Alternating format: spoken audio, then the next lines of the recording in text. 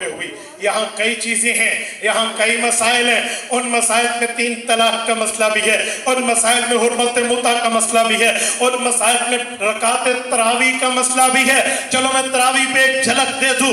رمضان المبارک کی آمد ہے, شعبان چل رہا ہے. سنیے, حضرت عمر کا دور تھا جب تراویح کی جماعت ہونے لگی, صحابہ آئے, امیر المؤمنین یہ کیا غضب کر دیا, کیوں کیا ہوا, کہ حضور کے دور میں 3 دن تراویح پڑھی, چوتھے دن فرمایا جاؤ میں اللہ سے اس بات کا رکھتا ہوں معاملہ کہ خشیت ان یکتب علیکم, تمہارے اوپر تراویح فرض ہو جائے گی, جاؤ وحی اتر آئے گی, لازمی ہو جائے گی, جاؤ گھروں میں پڑھو. حضور نے اجازت دے دی. عمر فاروق آپ کیوں کہہ رہے ہیں مسجد میں لازمی پڑھو, حضور نے تو ہمیں اجازت دی, آپ پابند کر رہے. مظفر گڑھ کے غیوروں توجہ رکھنا, حضرت عمر کا جواب سننا. فرمایا جس وقت تراویح 3 دن حضور کے ساتھ پڑھی تم بھی تھے میں بھی تھا, کہا جی ہاں. کہا جب حضور نے اجازت دی تمہیں بھی ملی مجھے بھی ملی, کہا جی ہاں. کہا پھر میں کہہ رہا ہوں آؤ پڑھو, تو کوئی دلیل تو ہوگی, وجہ تو ہوگی, ریزن تو ہوگی, بیس تو ہوگی, بنیاد تو ہوگی. کہاں ہاں وہی بنیاد پوچھ رہے ہیں. کہا بتاؤ جب حضور نے گھر بھیجا تھا تو کیا فرمایا تھا, کہ حضور نے فرمایا تھا خشیت ان یکتب علیکم, مجھے خوف ہے وہی اترے گی, فرض ہو جائے گی. فرمایا مجھے بتاؤ, اس سوال میں جواب موجود ہے. حضور کا اشارہ تھا جب تک وہی جاری ہے تو گھروں میں پڑھو. اب ختم نبوت, ختم رسالت, ختم شریعت, اب ختم وحی, اب وحی نہیں اترے گی کہ فرض ہو, لہذا نبوت چاہتی تھی ہمیں مسجد میں پڑھنا چاہیے. یہ تکمیل علم ہے. اس تکمیل علم پر حضرت عمر کے لیے حضور فرمایا کہ علم, وہ خواب کی تعبیر جو ہے وہ علم ہے. میرے دوستو, اس طرح پتہ چلتا ہے کہ جو نبوت نے علم اللہ سے لیا وہ آگے منتقل کیا اور بتایا, اور اس ترتیب کے ساتھ آگے معاملات چلائے. تھوڑا آگے آؤ, حضرت عثمان رضی اللہ عنہ کے دور پہ امام بخاری نے تازین ثانی کے جواب میں جو روایت, تازین ثانی کے باب میں جو روایت لائی ہے, امام بخاری فرماتے ہیں ان التازین ثانی امرہ عثمان حین کسر اہل المسجد. اس روایت کی شرح امام بدر الدین عینی کے لفظوں میں اپنے انداز سے سمجھانے لگا ہو. میرے دوستو, حضرت عثمان کا دور ہے, مسجد اتنی کثرت سے بڑھ گئی ہے کہ مجمع زیادہ ہے, اور ادھر قرآن کا اعلان ہے اذا نودی للصلاۃ من یوم الجمعۃ فاسعوا الی ذکر اللہ. اعلان ہو جائے نماز میں آنے کا, یعنی آذان ہو جائے, پھر اللہ کے ذکر کی طرف, جمعہ کی طرف آؤ. دیر کرو گے تو گناہ گار بن جاؤ گے.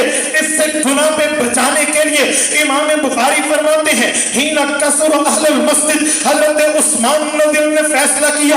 جب عثمان موجود ہیں, علی موجود ہیں, طلحہ زبیر سعد سعید عبد الرحمن ابو عبیدہ بن جراح جیسے بڑے بڑے اجلہ رضی اللہ عنہم صحابہ موجود ہیں. اعلان کیا اب جمعہ کی 2 اذانیں ہوں گی. ایک اذان پہ لوگ کاروبار کو چھوڑ کے جمعہ کی تیاری پہ متوجہ ہوں گے. دوسری اذان تب ہوگی جب سب مسجد میں ہوں گے تاکہ گناہ سے بچ جائیں. حضرت عثمان کا یہ فیصلہ پیغمبر کی علمی دور کے تکمیل کا فیصلہ ہے. آپ کہیں گے کیسے, کیونکہ میرے پاک نبی نے فرمایا تھا علیکم بسنتی وسنت الخلفاء الراشدین المہدیین. لوگوں ابو بکر فیصلہ کرے, میرا فیصلہ, عمر فیصلہ کرے, میرا فیصلہ, عثمان فیصلہ کرے, میرا فیصلہ, علی فیصلہ کرے, میرا فیصلہ. اس سے پتہ چلا جو حضور پاک کے خلفاء راشدین کہتے ہیں وہ فیصلہ نفی ہے, وہ ڈیسیجن ہے میسنجر پیغمبر علیہ السلام کا وہی فیصلہ ہے. حضرت عثمان کے لیے یہ بات ماننے میں سنت عثمانی نہیں ہے, سنت رسول ہے, اور اسی علم کی بنیاد پہ جس کا وارث حضور نے بنایا. اور آگے آئیے حضرت علی پر, جس کی روایت میں نے خطبے میں پڑھی ہے. امام طبرانی نے موجم کبیر میں اس روایت کو, ساری موجم الاوسط میں اس روایت کو جگہ دی ہے. وہ فرماتے ہیں حضرت علی نے پوچھا ان نزل بنا امر, یا رسول اللہ اگر یہ معاملہ آئے کہ آپ کا دنیا سے رخصتی کا وقت آ جائے, ان نزل بنا امر, اور ہمیں کوئی سوال اٹھ کے سامنا کرنا پڑے, فلیس فیہ بیان امر ولا نہی, آپ کا حکم بھی اس میں نہ ہو، آپ کی منع بھی اس میں نہ ہو، فماذا تأمرنا، آپ ہمیں کیا ارشاد فرماتے ہیں، ہم کیا کریں؟ حضور نے فرمایا تشاورون العابدین والفقہاء، علماء فقہاء کا فیصلہ ماننا۔ یہ بات بتا رہی ہے کہ حضرت علی نے بھی علم کی فضیلت کی بات کی ہے۔ ہاں تبھی تو کہتے تھے کہ اب یہ مسئلہ آ گیا، اے کاش علی ہوتا، کیونکہ حضور نے علی کو اقواہم علی، امت کا چیف جسٹس، امت کا قاضی اور قضات فرمایا۔ تبھی کہا جاتا تھا قضیتم ولا ابا حسن اللہ۔ ہاں یہ مسئلہ آیا، ابجیکشن آیا، اعتراض آیا، سوال آیا، لیکن حل کرنے کے لیے حسن کا بابا حضرت علی رضی اللہ عنہ موجود نہیں ہے۔ میرے دوستو، حضرت علی کو بھی علم میں وارث قرار دیا۔ پتہ چلا نبوت کی بات، صحابہ علم میں وارث، نبوت کے علوم صحابہ علوم میں وارث، نبوت کی وراثت علم، اس علم کے وارث صحابہ۔ ان کو دیکھ کر حضور پاک علیہ السلام نے آگے دین بھجوایا تو پتہ چلا اللہ نے دین اتارا، نبی نے دین پورا کیا۔ اب صحابہ نے کیا کیا؟ تو قرآن کہتا ہے وَلَيُمَكِّنَنَّ لَهُمْ دِينَهُمُ الَّذِي ارْتَضَىٰ لَهُمْ وَلَيُبَدِّلَنَّهُمْ مِن بَعْدِ خَوْفِهِمْ أَمْنًا۔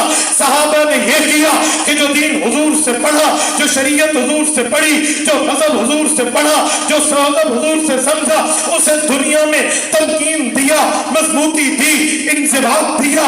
صحابہ کرام نے اس کو یوں مضبوط کیا اور اس میں کوئی خوف بھی نہ چھوڑا، امن ہی امن چھوڑا۔ ہاں اللہ نے دین نازل کیا، پھر حضور نے مکمل کیا، صحابہ نے تمکین کر کے اسے مکمل کرنے کے ساتھ ساتھ اسے نافذ کیا، تو پھر اس دین کو لکھ کے امت کو دینے کی باری آئی تو امام اعظم ابو حنیفہ رحمہ اللہ نے بیڑا اٹھایا۔ امام سیوطی رحمہ اللہ فرماتے ہیں اے لوگو، اول من دفن علم الشریعہ ورتبہ ابوابا فهو ابو حنیفہ۔ فرمایا سب سے پہلے صحابہ کے بعد جس نے دین مکمل کر کے امت کو دیا ہے اس کا نام امام اعظم ابو حنیفہ ہے۔ تو پتہ چلا تنزیل دین اللہ نے کی ہے، تکمیل دین رسول اللہ نے کی ہے، تمکین دین صحابہ نے کیا ہے، تدبیر دین ابو حنیفہ نے۔ آج ہم اہل سنت والجماعت احناف دیوبند ہیں، اہل سنت نبیر والے، والجماعت صحابہ والے، احناف کا معنی امام حنیفہ والے، تو دیوبندیت کا معنی کیا ہے؟ ہم خود کو دیوبندی کیوں کہتے ہیں؟ یاد رکھو، میں کوئی دیوبندیت کی